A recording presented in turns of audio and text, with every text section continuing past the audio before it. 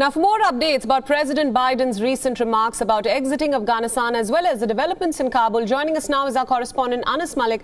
Anas, thanks so much for joining us from Kabul. Now, we just played out what the US president said about the US's hasty exit from Afghanistan, and he said that it was the best available option to end both the US's longest war as well as decades of fruitless nation building. What do you make of these remarks?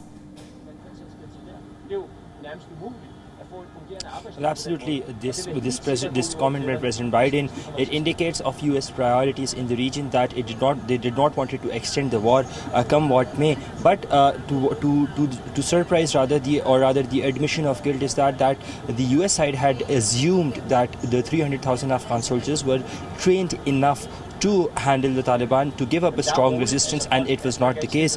That has been the troublesome point, because we've seen the Afghan government, the previous Afghan government, banking on their Afghan army and their reserve forces, the National Defense Security Forces, those who were trained by the United States military and allied forces as well, and they did not put up a resistance. That was the troubling factor. So the bigger question is, what happened to the training modules of those 300,000 Afghan soldiers who were trained by the US military? Were there any loopholes? Were there any lapses? What led to this surrender or this takeover that was practically without any resistance in most of the areas? Priyanka?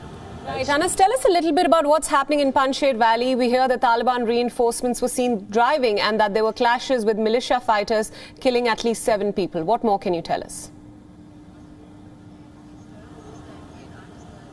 Well, last Wednesday we saw talks between factions of the Taliban, which was led by Maulana Turabi, who was the head of the Taliban's Peace and Justice Commission. In fact, he was the Minister of Taliban for Peace and Justice during the Taliban rule. 6-member Taliban delegation met a 12-member Panjshiri delegation. The Panjshiri delegation was led by Basir Salangai, who is the representative of Ahmad Masood, the son of Ahmad Shah Masood. They had on last Wednesday agreed to not attack each other's posts until next round of talks that were to take place on Friday. But then on Thursday evening we saw that that blast took place outside the Abbey Gate that has killed about almost 200 people. And following that, the talks on Friday were postponed until Saturday. But prima facie, it looks like the Taliban did not live up to their commitment, to their part of the deal. They did try to attack the Panjshir Valley on Friday evening. They were met with tough resistance, and about 10 to 15 Taliban people, as what independent sources are telling me, were killed. Day before yesterday, that means on the night of 30th, just hours before withdrawal, the Taliban tried to launch another offensive on Panjshir, this time from surrounding Andhra Valley and another valley as well. And then again, they were pushed back. About 8 Taliban casualties are there. There are casualties on the Panjshiri side as well. The number is still unclear. It clearly looks like that the Taliban would want to get a hold of Panjshir Valley by hook or by crook, but they are being met by a strong resistance force. Priyanka?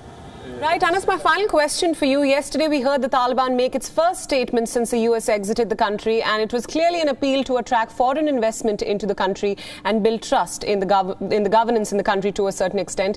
Now we also hear that the Qatari and German foreign ministers are warning the Taliban against any rise of terrorism. So what can you tell us about that? Well, we've seen the Taliban asking about, or rather inviting people to invest in their country as foreign investments, but that remains to be seen on how the international community would react.